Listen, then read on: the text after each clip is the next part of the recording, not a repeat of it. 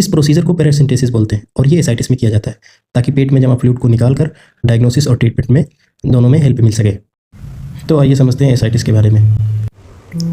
Ascites definition, peritoneal cavity में pathological fluid का इकट्ठा होना, मतलब पेट में पानी भरना।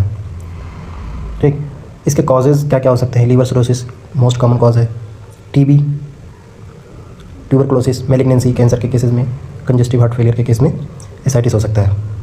सिम्टम क्या क्या मिलेंगे? एब्डोमिनल डिस्टेंशन, मतलब पेट फूला हुआ मिलेगा, पेट टाइट रहेगा, टाइटनेस रहेगी, डिस्निया, सांस लेने में दिक्कत होगी, पेट फूला हुआ है, डायफ्राम ऊपर पुश होगा जिससे लंग प्रॉपर्ली एक्सपेंड नहीं कर पाएंगे, जिससे सांस लेने में दिक्कत होगी, और पीटल एडिमा मिलेगा, पैरों में सूजन मिलेगी।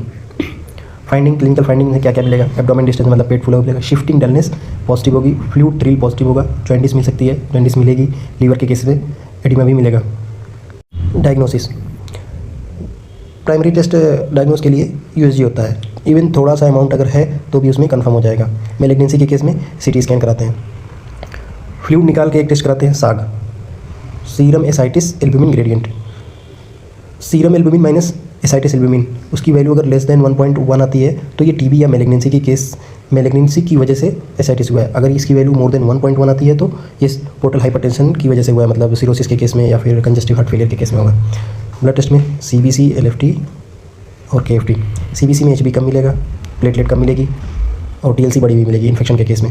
एलएफटी में बिलिरुबिन बढ़ा हुआ मिलेगा, सीरम एल्ब्यूमिन कम मिलेगा, एएलपी बढ़ा हुआ मिलेगा।